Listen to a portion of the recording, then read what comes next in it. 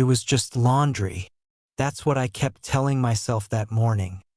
Just a basket of clean clothes waiting to be folded. Nothing more.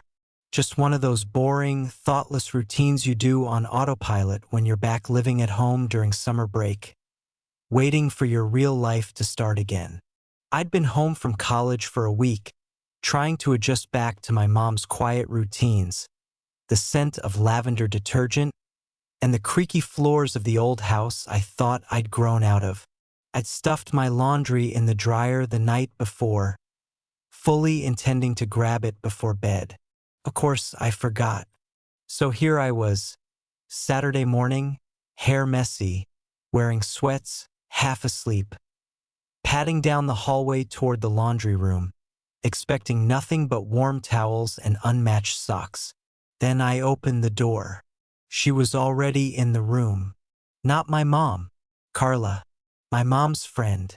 I froze for a second, one hand still on the doorframe, like I'd accidentally walked into a room I shouldn't be in. The laundry room wasn't big, just enough space for the washer, dryer, a utility sink, some shelves, and a small wooden table in the corner. Carla was standing at the dryer, folding towels with practiced ease, her back turned slightly, sunlight from the small window brushing across her shoulders. She turned at the sound of the door and gave a little start, then smiled. "Oh, you scared me?" she said, holding a towel against her chest like a shield. "Didn't think anyone else was up yet." "Sorry," I said quickly. I, left my laundry in the dryer overnight." She glanced over her shoulder at the dryer. "This yours?" she asked, patting the warm metal door. I nodded, feeling awkward for no reason I could explain. She looked different in the morning light, softer. Her hair was tied back loosely, a few strands falling around her cheekbones. She wore a casual gray tee and loose-fitting lounge pants. Simple, comfortable, but something about the way she stood there made the room feel suddenly smaller. "I didn't touch it," she added. "Just doing some towels for your mom." "No worries." I stepped inside, grabbing my basket and crouching down by the dryer. Carla moved aside slightly, but not far. We were within arm's reach. "How's college treating you?" she asked casually, watching me as I opened the dryer door and the scent of fabric softener hit us both. "It's good," I said, tossing a sweatshirt into the basket. "Finals were brutal, though." "Still studying psychology?" I paused, surprised she remembered. "Yeah, with a minor in English." She smiled again, folding another towel. "Smart combo. You'll either fix people or write books about why they're broken."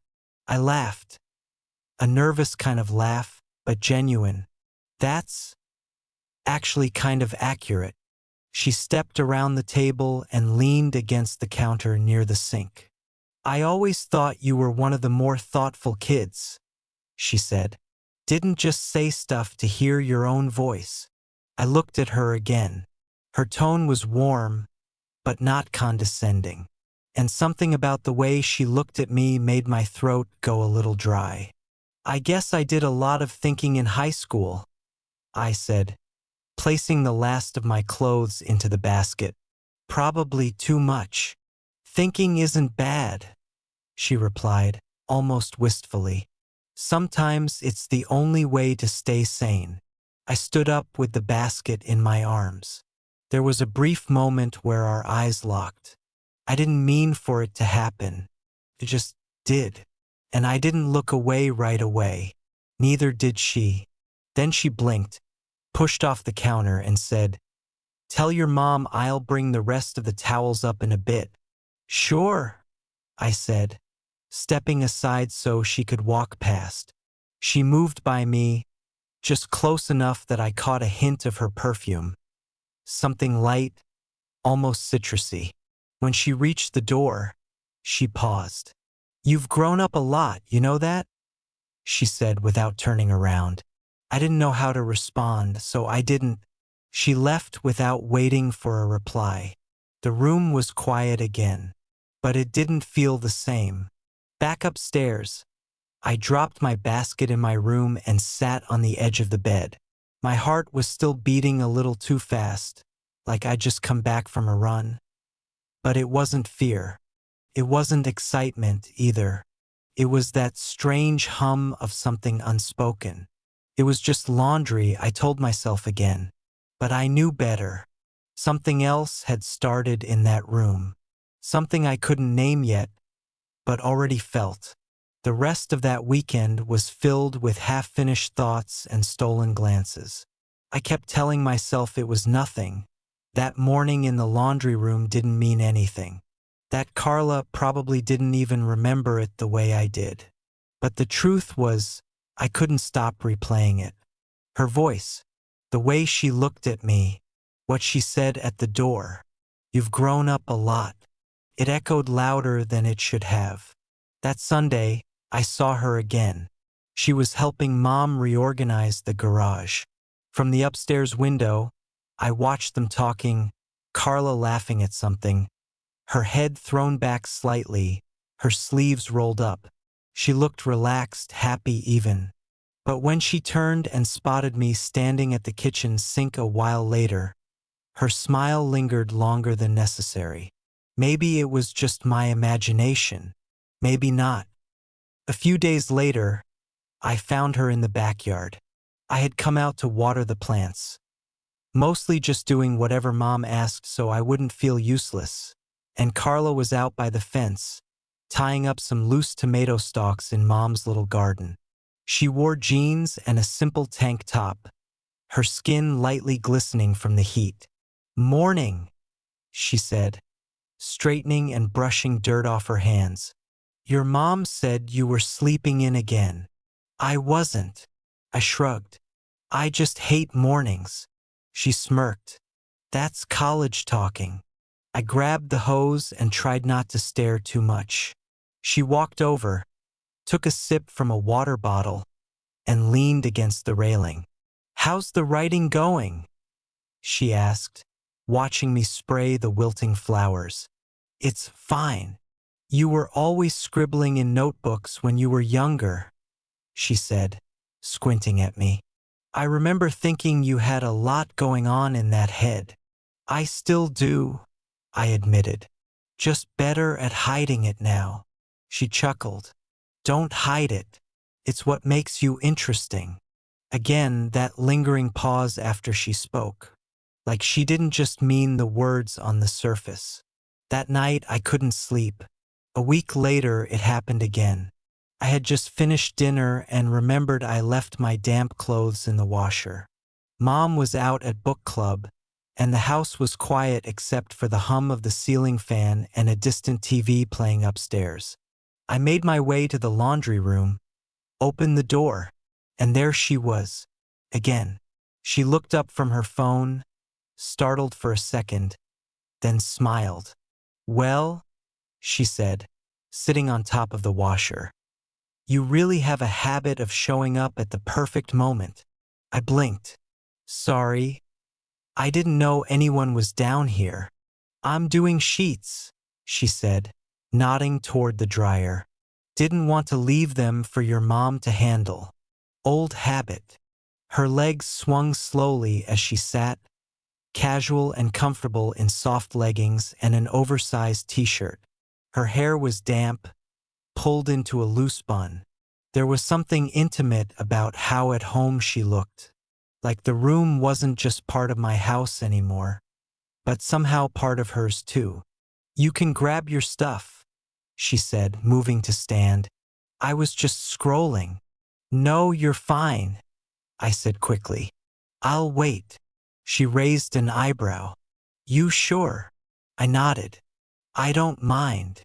She smiled softly and slid back onto the washer. I leaned against the opposite wall. The silence between us wasn't awkward this time. It was oddly comfortable.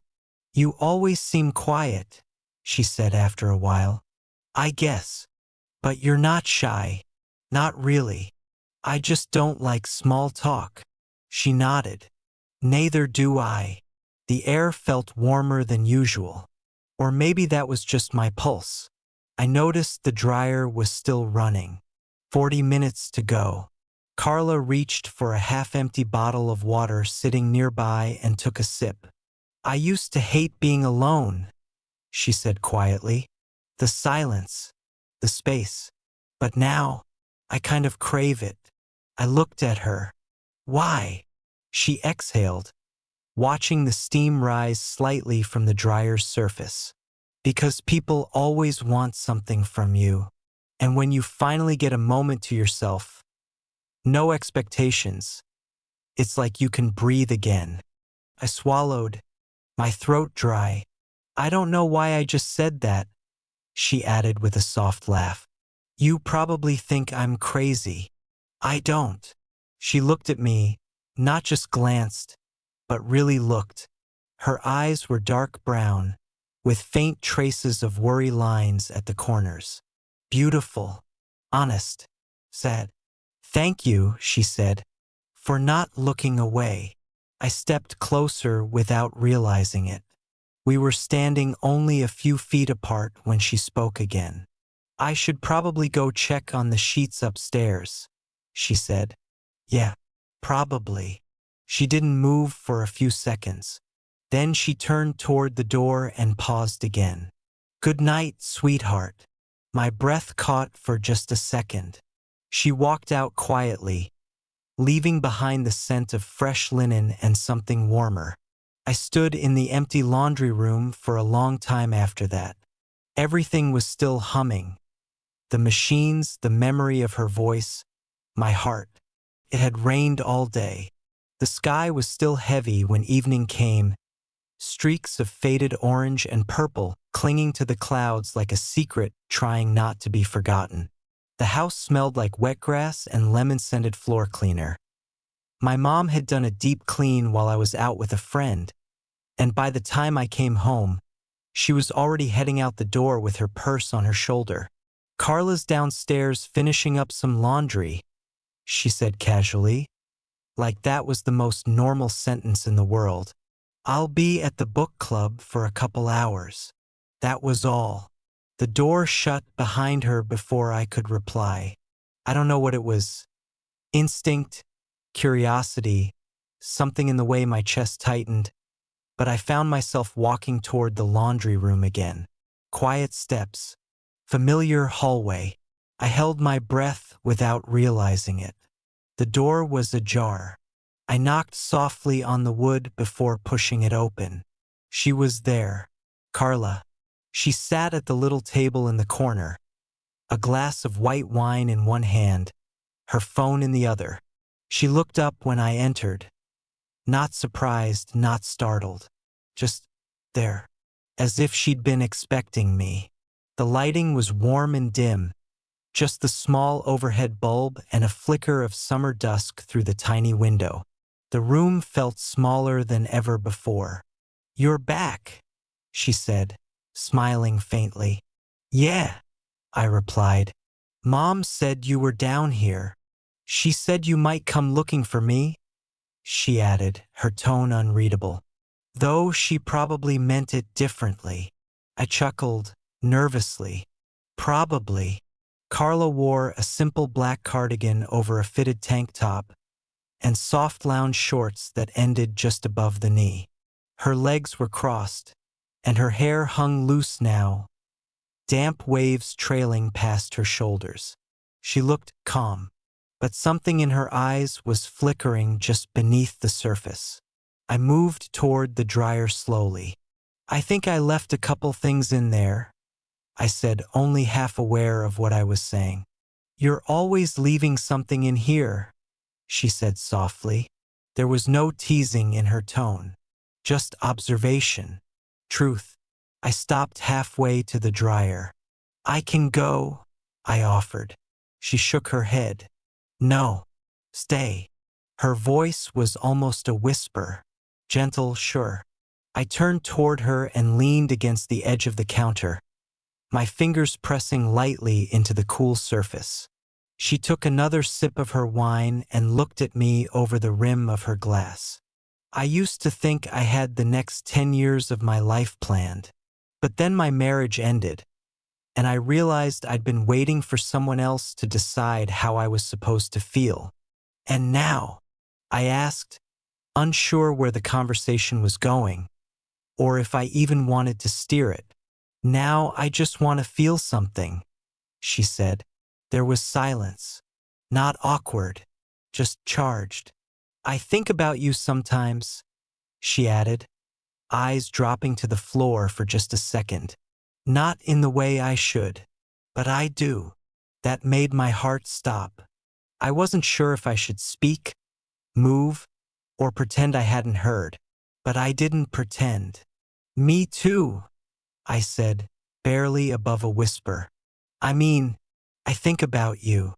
Her eyes slowly returned to mine, and something shifted between us. Some invisible wall we'd been pretending existed, it vanished. She stood up slowly and took a step toward me. You don't have to say anything, she said. I know this isn't normal. I shook my head. I'm not looking for normal. We were inches apart now. The humming of the dryer filled the background. My chest rose and fell faster than it should have. Her hand lifted slightly, brushing the edge of my sleeve, then dropped, as if afraid of what would happen next. I haven't done this in a long time, she whispered, but I don't want to feel like I'm disappearing. You're not, I said. Not to me. She looked at me for what felt like 100 heartbeats, and then she kissed me. It wasn't desperate. It wasn't hurried. It was soft and cautious, like a question being asked, and I answered it. Her fingers curled gently against the back of my neck, my hand finding the small of her back. She smelled like fresh linen and something warmer. Her lips lingered on mine, then pulled away slowly. This is probably a bad idea, she whispered against my cheek. Probably, I said, my voice shaking. But I don't want to stop. Then don't. She looked at me again, searching, deciding, then kissed me once more, deeper this time. I don't know how long we stayed like that. Time blurred. The world narrowed to the sound of our breath and the slow spin of the dryer drum behind us. Eventually, we sat on the floor, our backs against the dryer, shoulders touching. We didn't speak. We didn't need to. For the first time in a long time, I wasn't thinking about tomorrow. I was just here, with her, and it felt real. I woke up earlier than usual. The house was quiet, that kind of Sunday morning stillness where even the walls seemed to be sleeping in. The light filtered through the window blinds, soft and golden, like the universe was trying to whisper rather than speak. Downstairs, I heard the faint clink of a cup. Not a dream. Everything that had happened the night before came rushing back like a sudden flood. The kiss, the words, the way she looked at me in the low light of the laundry room, the way we sat beside each other after, not saying much, not needing to. I got up, threw on a shirt, and moved down the hall. When I reached the kitchen, she was there, Carla, standing by the window, coffee mug in hand, wearing a long cardigan over what looked like the same tank top from last night. Her hair was up this time, a messy bun that somehow made her look even more human, even more real. She turned when she heard me. "Morning," she said, voice soft but steady. "Morning." I hesitated, unsure of what to do. Hug her? Say something meaningful? Joke it away? She gestured to the counter. "There's fresh coffee. Your mom just left to get groceries." I poured a cup, my hands barely steady. I stood beside her at the window, watching the world wake up outside.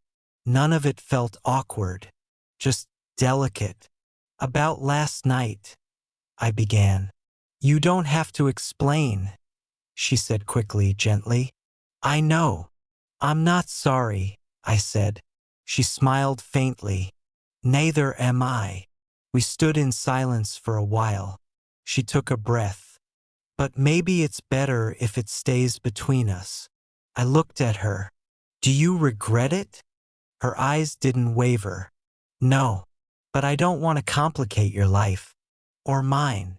I nodded, not liking it, but understanding. It was a moment, she said. One I'll remember. One I needed. You weren't the only one. She turned toward me then, placed her hand softly on mine. Her touch was brief, warm, grounding. You're going to be fine, she whispered. You already are. And just like that, she left. No drama, no grand exit. Just a quiet goodbye as she stepped out the front door and into the brightening day. Weeks passed. We didn't speak about it again. Not in words. She still came by, helped my mom in the garden, dropped off small things, waved from her car. But there was always a glance, a shared look that said more than either of us ever could out loud. I thought I would miss it more, that weight, that closeness. But it became something else. A memory that lived in the quiet space between then and now. One evening, I was back in the laundry room, folding shirts, sorting socks, doing what I used to avoid. I found one of my old t-shirts tucked behind the dryer. Wrinkled, long forgotten.